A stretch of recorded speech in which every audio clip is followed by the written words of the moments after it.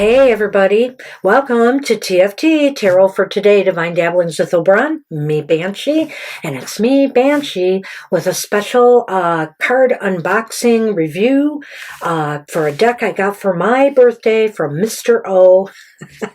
And I really am so happy I picked this one up for some reasons I'll get into as we go along.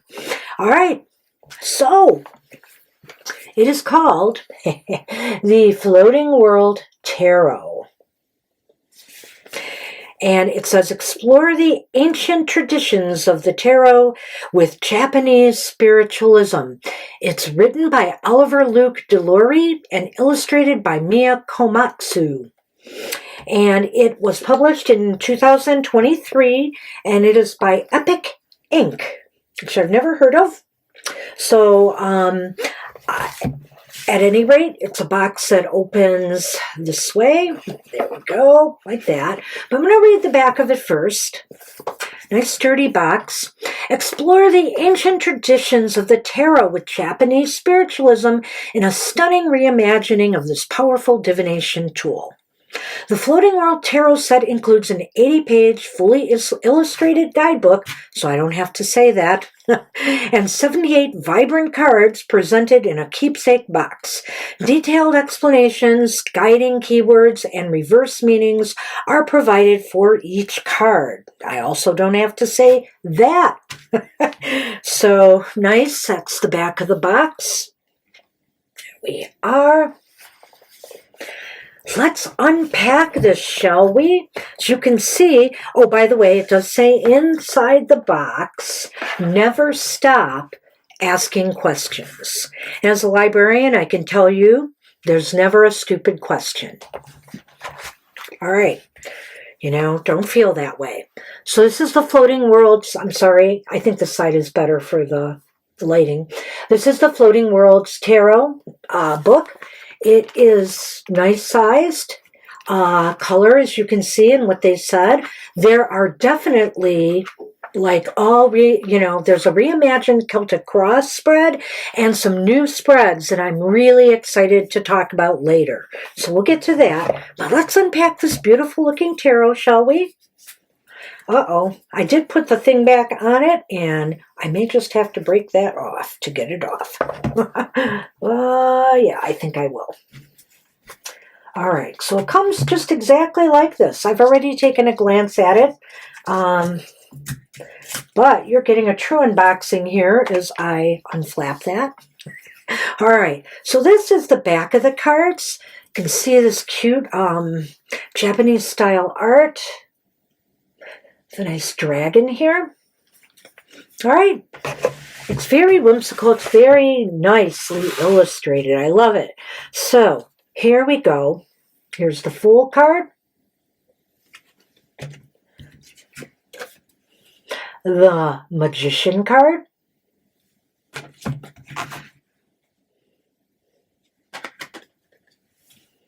The High Priestess.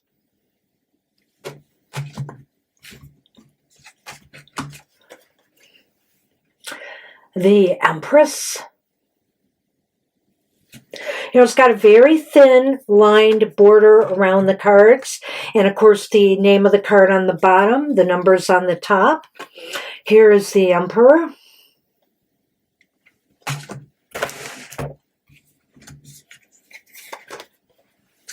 The Hierophant.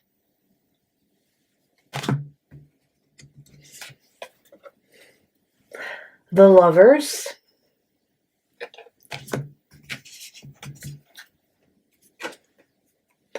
The Chariot.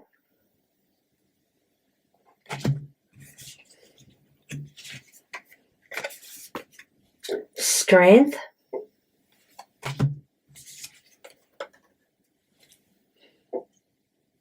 The Hermit.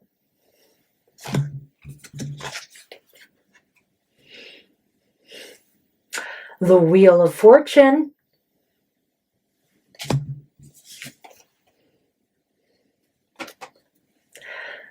Justice.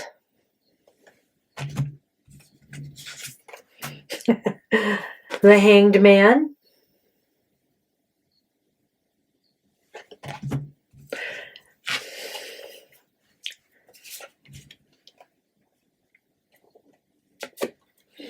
Death.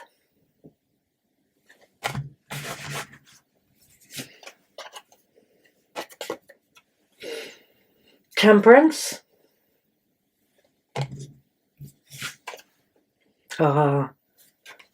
The Devil.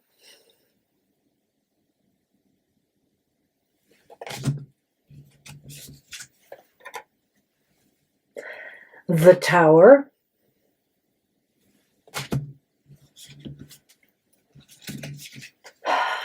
The Star. Beautiful. I like this one. The Moon. You know, it's interesting because it's not, you know, it's so vibrant and colorful, it almost looks like the sun. But the sun is definitely a depiction of the sun here. But it just, you know, that vibrant yellow behind there and sort of darkness, but it just has a different mood and atmosphere about it. Here's the Sun card. Whoopsie.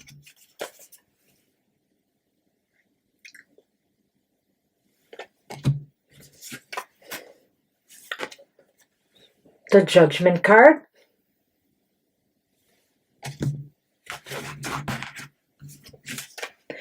And the World card.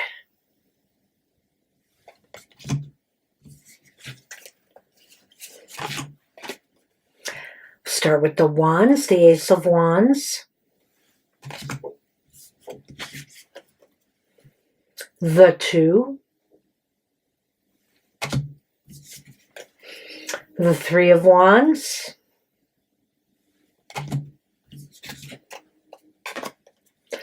The 4 of Wands. I like this. 5 of Wands. The 5 of Wands.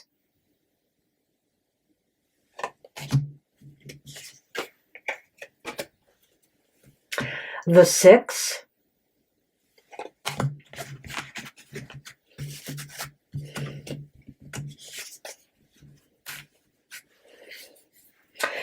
The 7 is very nice in a way because it really does depict the struggle or challenge of holding your own there. The 7 of Wands. The 8 of Wands is fun. The 9.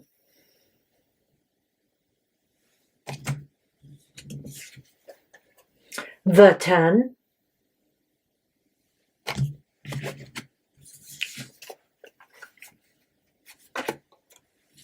The Page of Wands. The Knight of Wands. The Queen of Wands, and let's not forget that cat. Gotta have one. And, see, the King of Wands. All right. And then we have the Ace of Pentacles. The 2 of Pentacles.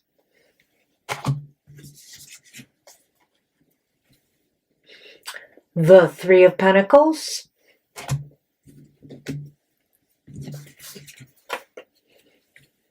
The 4.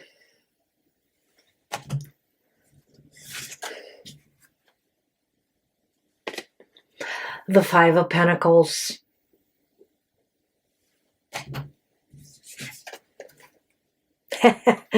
The 6 of Pentacles. I like that.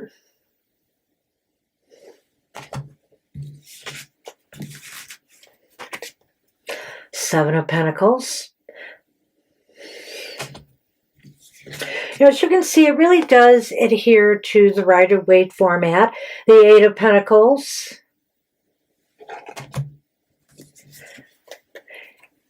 The 9 of Pentacles.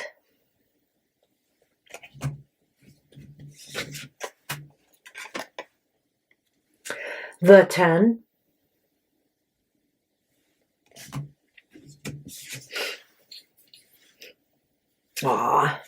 The Page of Pentacles.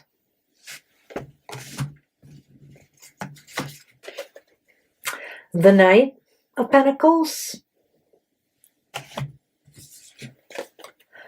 the Queen, and finally the King of Pentacles. Let's move on to the swords. We have the Ace of Swords, the 2,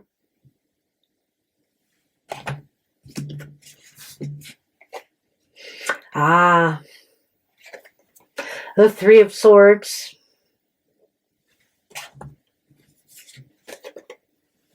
the 4 of Swords, oh, and that 5 of Swords, yes. Looks like a battle. The 5 of Swords.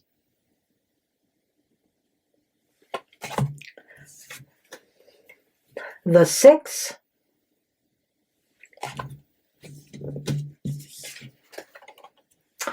Seven of Swords.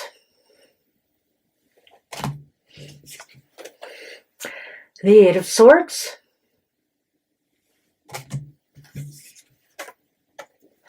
The 9 of Swords. Oopsie. The 10 of Swords.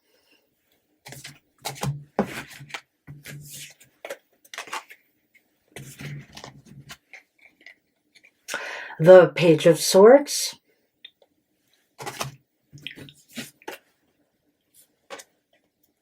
The Knight of Swords.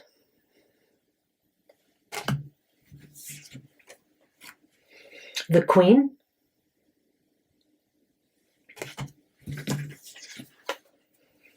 And the King.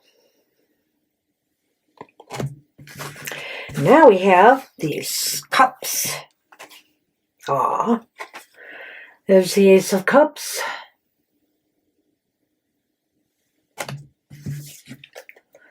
The 2 of Cups.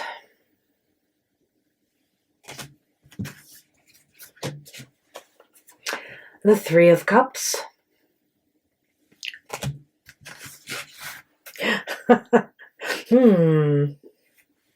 Interesting take. The 4 of Cups.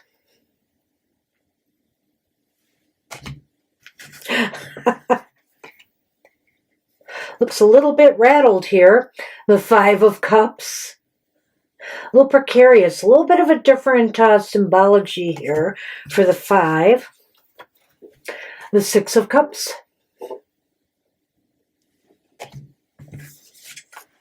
I like this one. The 7 of Cups.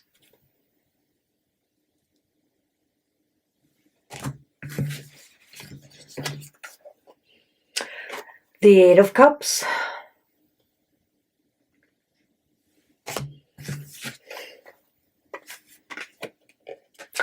The 9 of Cups. And gotta have a rainbow. The 10 of Cups. Very nice. The Page.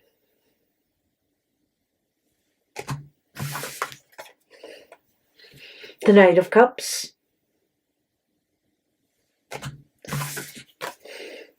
The Queen of Cups.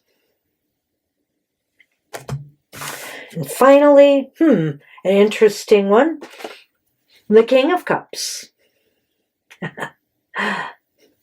You know, it's a really colorful deck, and it's reminiscent of, picking up a good comic book. And as a matter of fact, we'll talk about that in a minute as we take a look at these readings that we have here. Very creatively imagined spreads in this deck.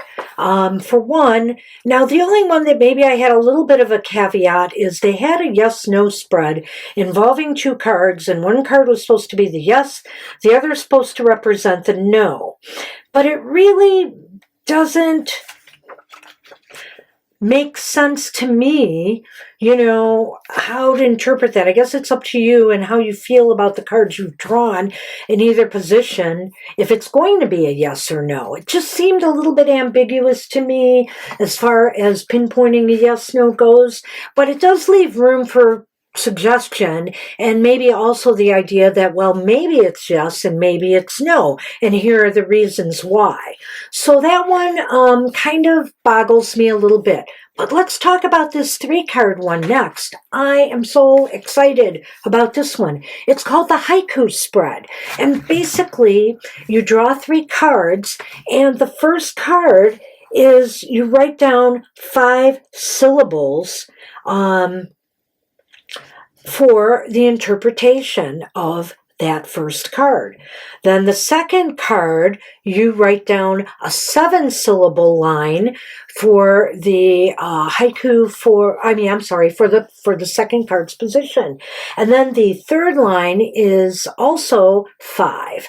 Haikus are constructed with 5-syllable line, 7-syllable line, and 5-syllable line traditionally. So usually it's a 17-syllable poem. It can be up to. So honestly, I think it's awesome. I think it's very creative, and if you are a writer or you're a creative, you may want to just play around with this. It's just going to be great fun. And I love making haikus for the cards anyway. I have done that for all 78 cards, upright, reversed, and a general haiku for each. So this is just so creative to me. They also have something called a 5-card spread called the Bushido spread, which is based on the moral code adhered to by samurai warriors. So it's really a reading about your ethics and, your mindset, your beliefs in life, and if you are remaining true to them. I really like this one too. It's very out of the box thinking here.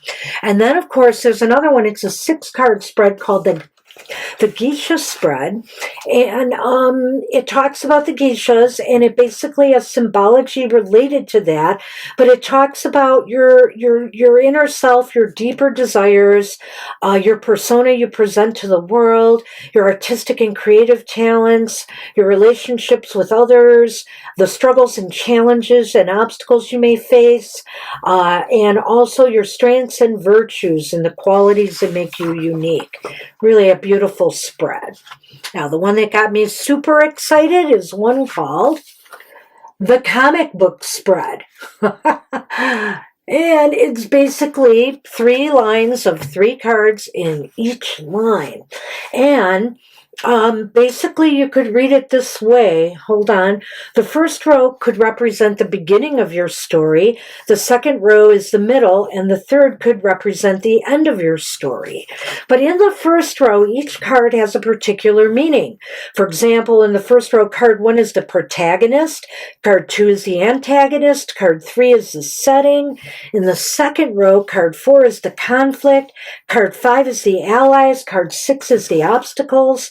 Card 7 is the resolution in the third row. Card 8 is the aftermath, and card 9 is the lesson.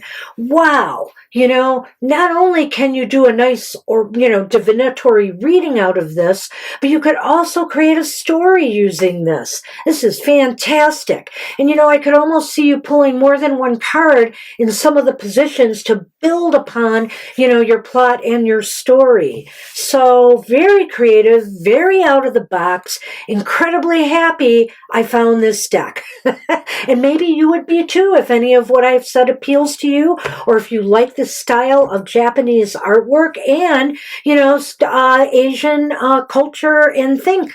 So I hope, let's take a quick, brief look at some of the interpretations in this book to determine if this is something maybe you'd be interested in. I will say that, some of these have more meat to them than others. The reverse meanings, are mostly shorter than the upright interpretations of these cards. So I'm just going to thumb through to something in the minor. I actually am in the majors. And I'm on the moon and the sun, so I think I'm going to read the moon one to you as, an idea of what you get with the interpretations here. Underneath the name the moon, there are some keywords: intuition, emotions, possibility, guidance, and subconscious. The upright meaning is, known for her fierce spirit and exceptional swordsmanship, the young warrior has faced many battles and emerged victorious every time Behind her glows a full moon, a shining symbol of fruition and completion, which on the flip side can also bring with it uncertainty and fear of what is beyond, what we experience with our senses. Hearing the sound of wings flapping overhead, she looks up and sees a magnificent phoenix soaring through the air. The bird's golden feathers shimmer in the moonlight and, without hesitating, the bird swoops down to perch on her outstretched arm. When the pull of the full moon exerts its tide-tugging tractor beam and brings your thoughts and feelings from your subconscious to the surface, ask your fine-feathered friend, your unconscious mind, what it wants you to know. Your inner voice is your best friend, or the sneakiest frenemy you have. Now is the best time to ask what it has to say, especially if you or it feels uncertain or afraid. Now, the reversed meaning is, if you're feeling confused or unsettled, you may not be listening to your intuition, which means you could be repressing your emotions. Close your eyes and take a deep breath and ask, what do you want me to know? And the moon is this card right here. The sun is this card here. Said I would show you that again. So that basically gives you an idea of the type of interpretations you will get with these cards. So I hope you enjoyed this unboxing and it's made you think about potentially getting this deck. I want to remind you again that it is put out by Epic Ink and it did come out in 2023, so it's fairly new. I may have heard of it, but I didn't see it before. So, and actually it does say here it's Quarto Publishing. So that must be Epic Ink was first publisher, and it's an imprint of Quarto Publishing Group. Okay, everybody, take care. I hope you enjoyed this, and I will see you soon. Bye-bye.